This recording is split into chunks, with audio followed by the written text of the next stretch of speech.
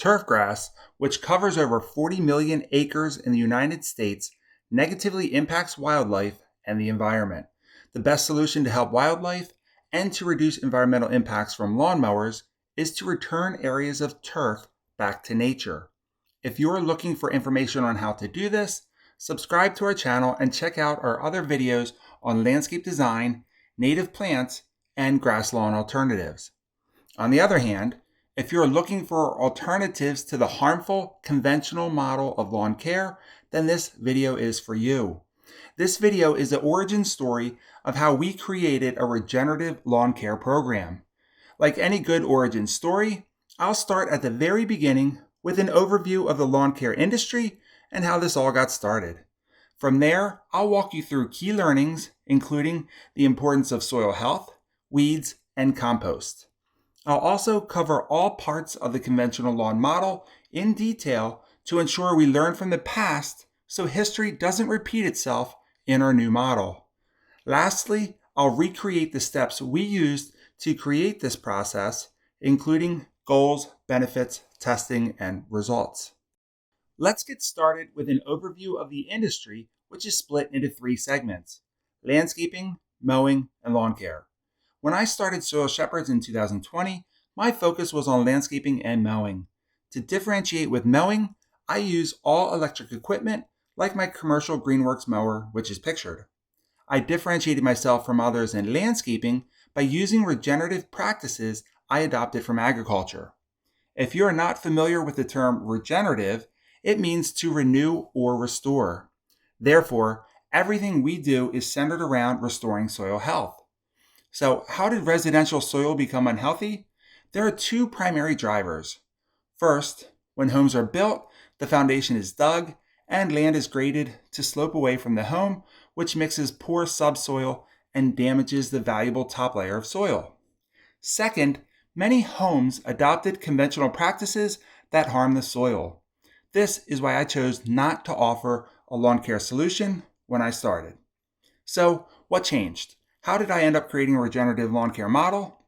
Well, my first lesson in business was that it's not all about what I want. It's about my customers' wants and needs, and they want one company to provide all 3 of these services. So, I know I needed to evolve and to evolve quickly. I'm going to start with the first key learning, which is the importance of soil health. I'll start by saying there are 1 billion living organisms in 1 spoonful of soil. This is a super important fact that I'm going to expand on with 3 points. First, soil is alive. It's not just sand, silt, and clay. It includes the smallest microorganisms, the larger soil fauna, and small animals. Second, soil is not just alive, it's packed with life. Soil is home to more than 25% of the entire planet's biodiversity. Third, each organism plays an important role. They are not down in the soil on their phones watching TikTok. They are working to decompose organic residues, recycle nutrients, and enhance soil structure. So, this is good information, but it's just a starting point. To make a difference, we need to turn this information into action. At Soil Shepherds, we decided that we are going to treat all these living organisms the way we want to be treated, which means we built all our processes around the golden rule. I'm going to share 5 tangible examples of how we build healthy soil by treating all living organisms the way we want to be treated. First, to start, when I'm sick, I don't want the doctor to guess if the issue is bacterial or fungal. Not surprisingly, my friends in the soil don't want me to guess when I'm assessing soil health, so I rely on soil tests. Second, protection. I don't want my home to be destroyed by a giant rototiller, and my friends living in the soil don't want that either. Digging and tilling releases valuable carbon and destroys soil health. The best approach is to limit soil disturbances. Also, speaking of protection, no living organism wants to be covered in chemicals, period. Next is shelter. Each night I sleep with a roof over my head. For soil, a roof is a living plant or shrub, tree, or mulch. Something to slow down rain that falls at 14 miles per hour on average. When left without shelter, rain and wind causes soil to leach nutrients and leads to erosion. By using mulch properly, you insulate the ground so it stays warmer in the winter and cooler in the summer so organisms stay active longer. Next, speaking of staying active longer, let's talk about jobs. Modern fertilizers are taking jobs from hardworking organisms. Fertilizers bypass the role that living organisms play in the soil by feeding the plants directly, which leads to soil imbalances. The best way to keep everyone working is to leave a mess outside. Leave grass clippings on the lawn, leave the leaves on the ground, and feed the soil. Lastly is diversity. The reality is, together everyone achieves more, which is also true in the soil. Therefore, in landscaping, we use plant diversity to increase soil diversity. So, anytime I use the phrase building healthy soil, I'm referring to the processes that test, protect, shelter, employ, and add diversity to all the living organisms in the soil. Speaking of living organisms, let me introduce you to my above ground friends and the second key learning, weeds. I added these pictures because I love weeds. Therefore, I'm going to highlight their best qualities because I know my friends are often misunderstood. So, what is a weed? In the lawn, everything that is not grass is a weed. So, I'm going to say goodbye to my friends so I can focus on the 5 things you need to know about weeds. First, know that weeds exist for a reason. So when you look at your lawn and see a weed, it's not by chance or coincidence or because you don't have a green thumb. The reality is there are hundreds, if not thousands of weed seeds in 1 square foot of soil.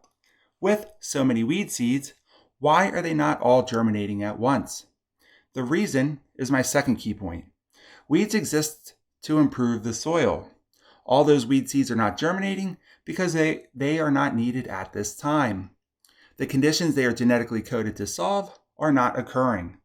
So, how does nature ensure that the right weed is in the right place at the right time?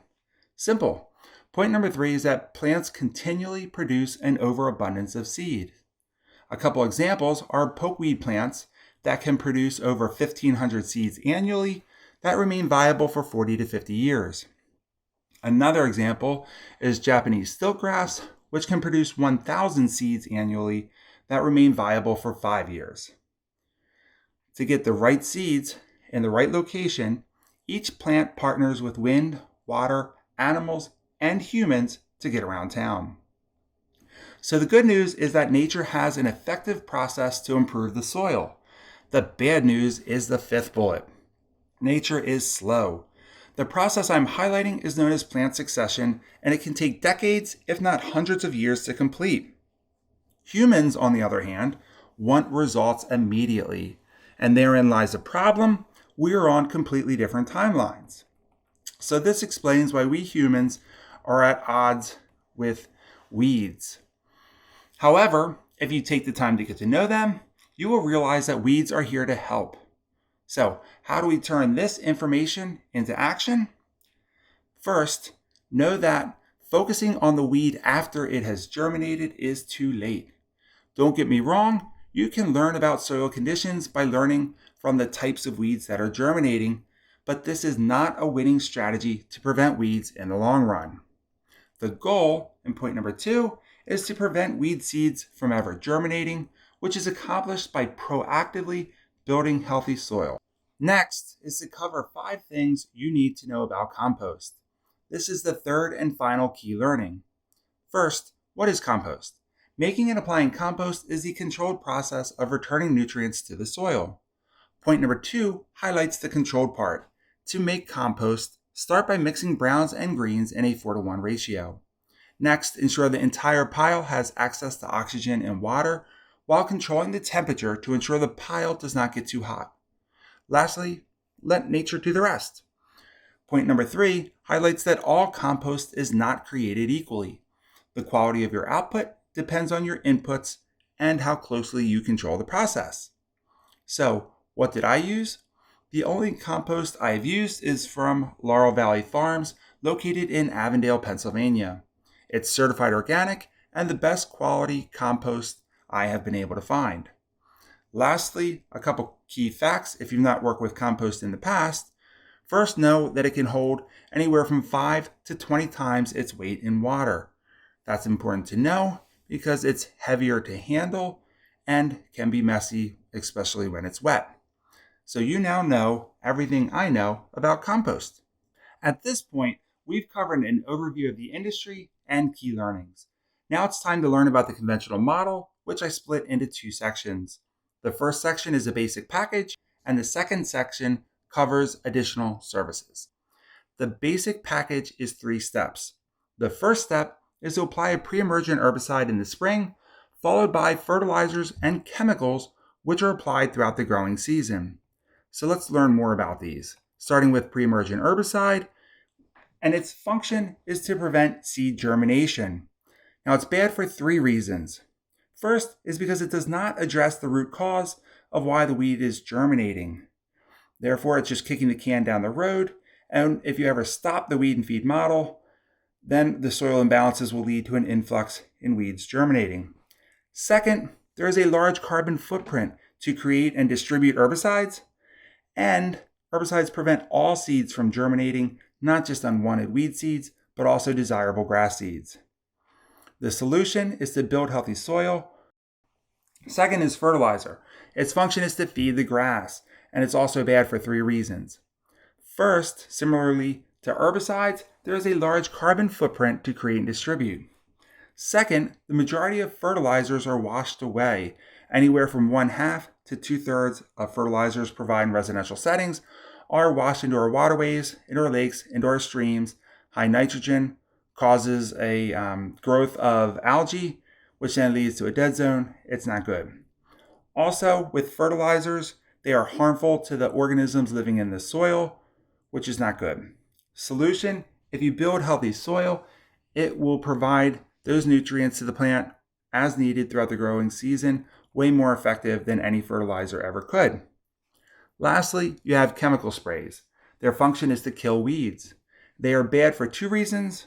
First and foremost, they kill indiscriminately, and they are often applied without following the proper safety precautions. The solution, as we've covered, build healthy soil, and you're not going to have the problems with the weeds. And if you are going to use a chemical spray, ensure you're following the proper safety precautions. Next up are the additional services that support the basic package. I'll start at the top with dethatching. Dethatching, the function is to remove organic matter. So why is this bad?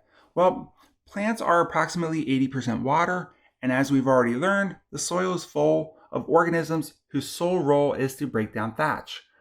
Therefore, if you have a problem with organic matter that's not breaking down, this is a huge red flag that you have problems with your soil health. Also, it's bad because it releases carbon. As you're digging into the top layer of soil to get the organic material out, you're exposing soil to the atmosphere, releasing carbon, not good. So the ideal solution is to build healthy soil. It's loaded with decomposers who will take care of that organic matter for you. Up next is core aeration. 2 functions with core aeration. First is to allow air to reach the roots, and second is to break up compacted soil. So I have a picture of this one. You can see here, this is a core of soil that was pulled out of the ground and it's left on top of the ground. This one is about 2.5 inches long. However, there are different settings on the machine that can range anywhere from 1/2 inch up to 5 inches. So this is bad for 2 reasons.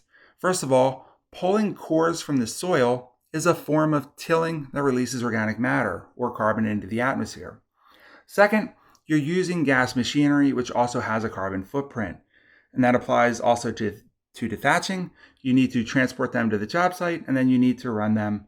So there's an impact there as well.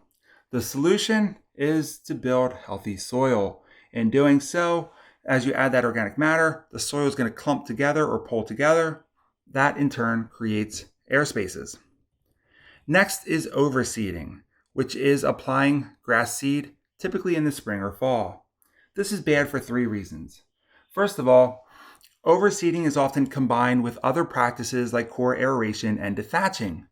The reason that they're typically combined is we don't want to just apply seed, but you want the seed to germinate. Therefore, if you're applying seed and it lands on top of thatch or broken down material or organic material that's not breaking down, then the seed's not going to germinate. Therefore, the solution is to dethatch, put holes in the ground. That's going to ensure contact with the seed, and you have higher germination rates. Now, the second reason it's bad is that it's often coated with other products like clay, fertilizers, and dyes. Therefore, when you buy 50 pounds of seed, you're actually getting 25 pounds of seed and 25 pounds of coating. Again, the rationale is that that material will hold water, help the seed to germinate. Lastly, overseeding is often paired with overwatering because we humans want grass seed to germinate on our timeline. Now, 3 solutions here. First, buy pure grass seed. Second, don't combine with other harmful practices. And third, let the seeds germinate when they are ready. The decision for a seed to germinate is a life or death decision. Keep in mind that tall fescue will remain viable for about 5 years. Therefore, the grass seed will remain in the lawn and it'll wait for the ideal conditions to germinate. However, if we humans trick the grass seed into germinating by watering in the middle of a drought, then that seed will germinate, but it will not be able to sustain itself and it will die. All right, next up is lime. Now, if your soil is very acidic, then plants will have trouble taking up nutrients. Therefore, lime is applied to increase the pH or to make it more alkaline. So this is bad for 3 reasons. First and foremost, limestone is a finite resource here on Earth. Second, there is a carbon footprint to mine, crush, bag, and transport limestone. And when you apply lime, you're not just increasing the pH, it also applies calcium and magnesium, depending on the types of lime that you're using, and you might not need those. The solution, I use a pH that has, or a compost that has a pH of 7.3 versus a neutral pH of 7.0. So applying the compost increases the pH in place of using limestone.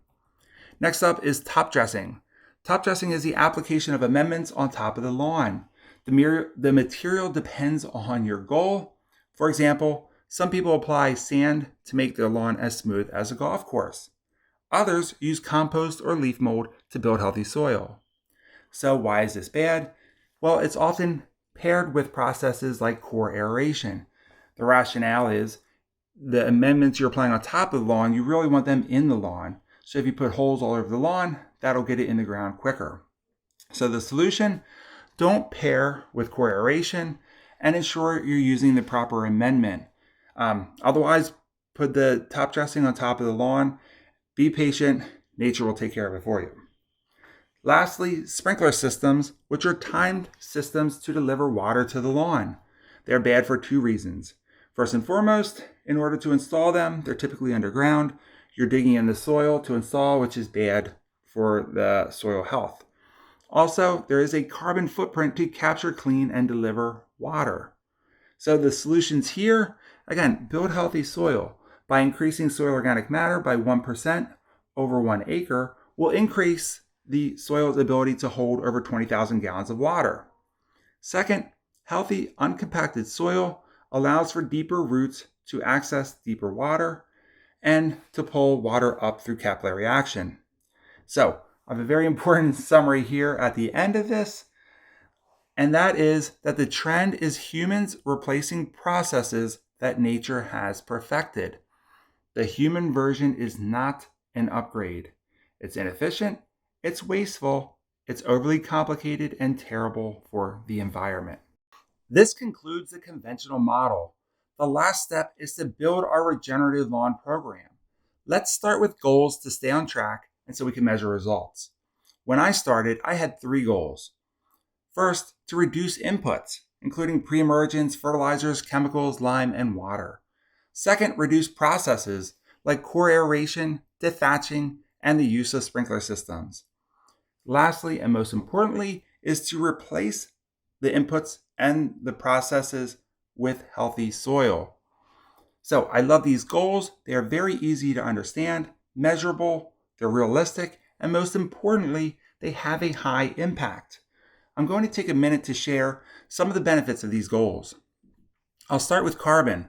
Accomplishing these goals will reduce the amount of carbon released into the atmosphere from the mining, creation, and distribution of all the inputs.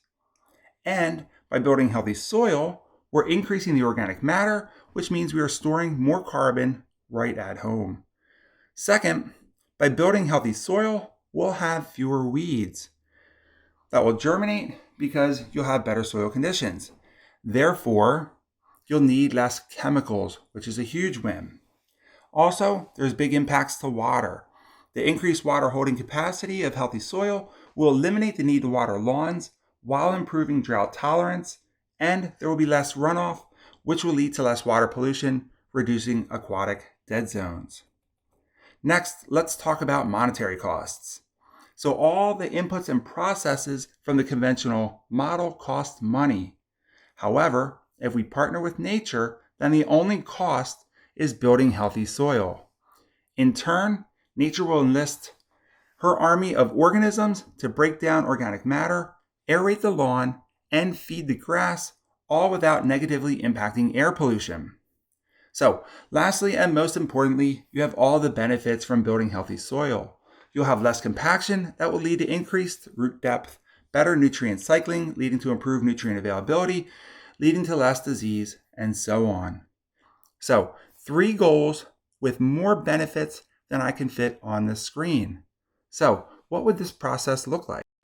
The process would be 4 steps: completing a soil test, compost top dressing, overseeding, and spot treating weeds. Now, the last 3 of 4 steps were also included in the conventional model. So what's changed? Well, the difference is we are not pairing with processes that are harmful to the soil. Instead, we are relying on nature to do what nature does best. I'll run through each of these to provide a little more detail. First is a soil test. The function of a soil test is to measure nutrients and organic matter in the soil. Second is a compost top dressing. I covered compost in our key learning. This is our primary means of building healthy soil. Here's a picture of what it looks like when applying compost as a top dressing. You literally apply on top of the grass, and it works its way down to the ground, and over time, all the living organisms work it into the soil. Third is overseeding. Now, on the surface, this is exactly what you think it is, spreading grass seed. However, I view this differently than the conventional lawn care model.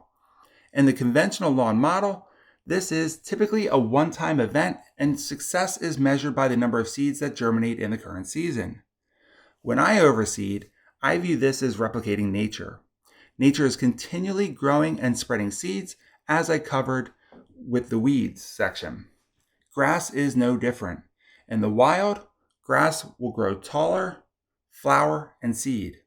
So if we humans were not cutting the grass weekly, then we must replicate nature's process and create a bank of grass seeds. This way, when grass dies, which it does every 4 to 7 years, or if there is damage to the lawn, then new seed is ready to germinate instead of weeds. And then lastly is to spot treat with chemicals. So I'm using the same harmful chemicals to kill weeds as a conventional process. But where I differ in that process is that I'm using approximately 75% less chemicals than the conventional approach, because the compost top dressing is improving the soil organic matter, which is causing fewer weeds to germinate, and by building that seed bank, you have a thicker lawn, shading the ground, fewer weeds are germinating. So if you are enjoying this video, please consider subscribing and sharing with a friend. So we are making great progress. We have goals, benefits, and a process. Now it's time for testing. I used my home for proof of concept testing. The home was built in 2002, started the program in 2019. My home is on approximately a half acre, and the lawn history prior to me moving in is unknown. I do believe that the conventional model was used for the majority of that time. And if you look at the picture, you'll notice on one side of my home, a neighbor is using the conventional lawn care program. On the other side of my home, no amendments are being applied. And then I also live on a golf course, which of course is using some form of the conventional model. So when I started my home in 2019, my goal was not to test the process I outlined. My goal when I started was to test regenerative, environmentally friendly approaches to lawn care. The 4-step process for lawn care was an evolution that came out of this testing.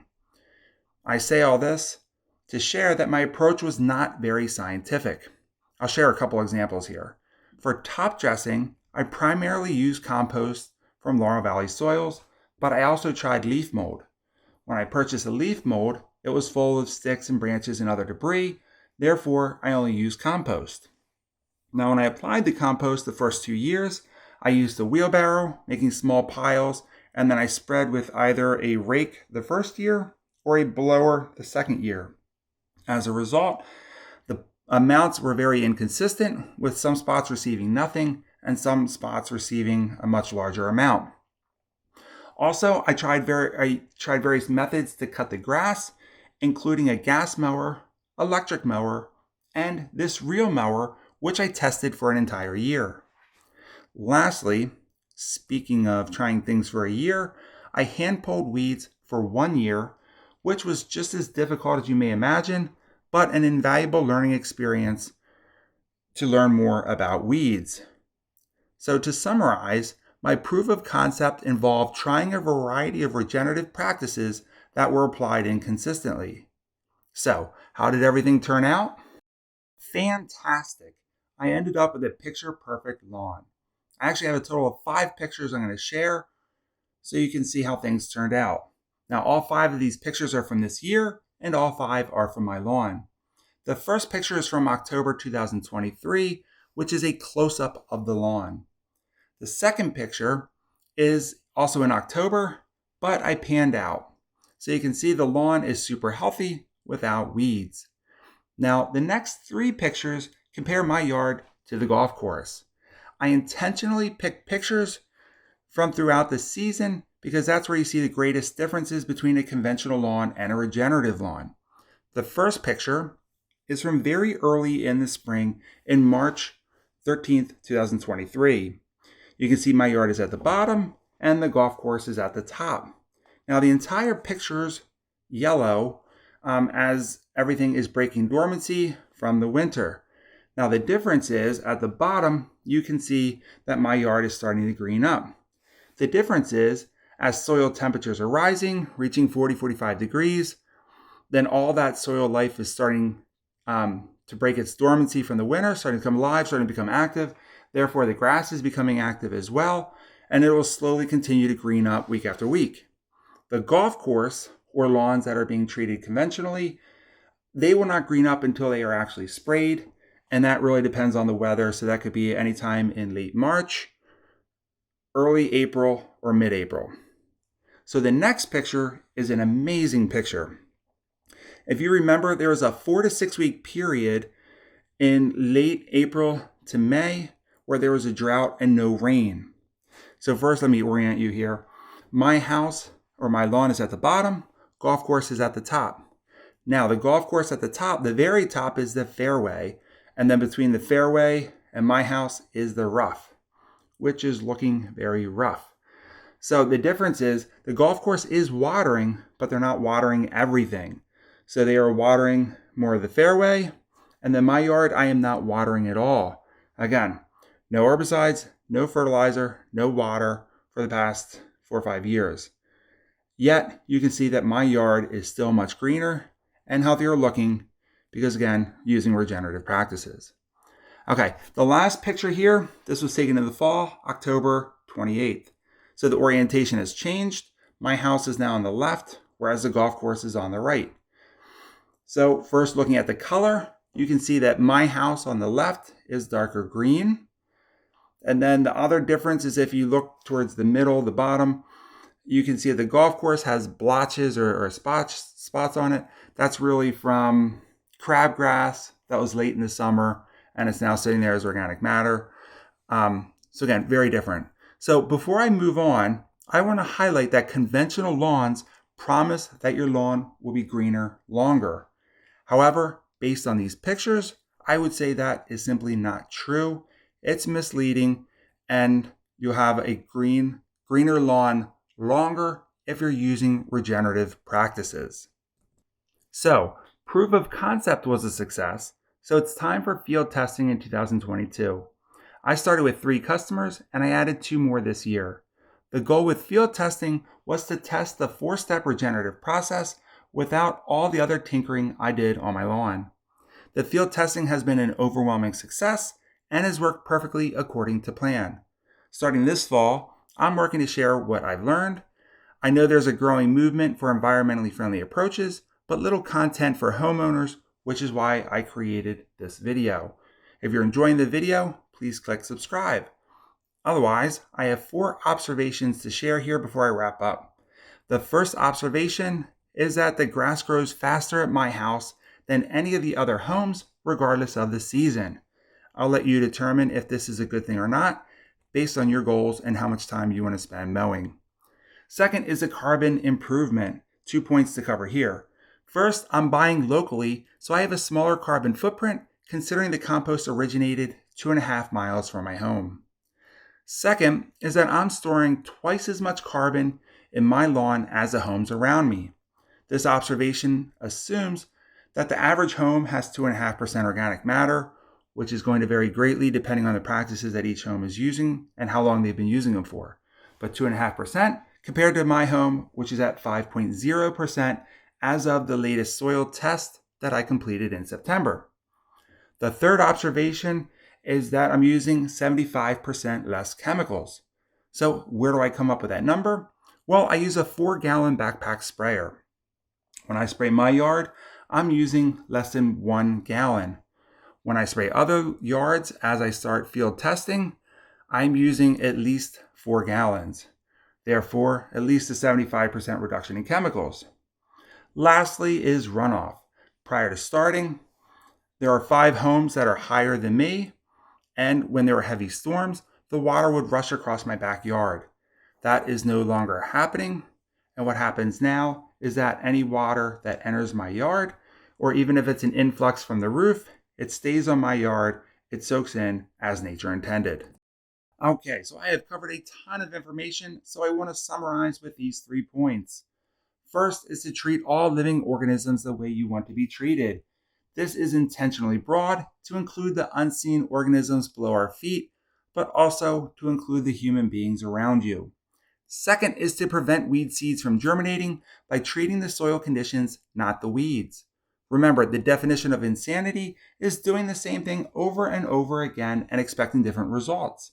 If you are spraying chemicals on a weed and you expect that weed to die with no new weed replacing it, then you are on the fast track to insanity. Point number 3 is to believe in healthy soil. So if you recall, I covered a slide earlier with so many benefits that I could not fit all the words on the screen.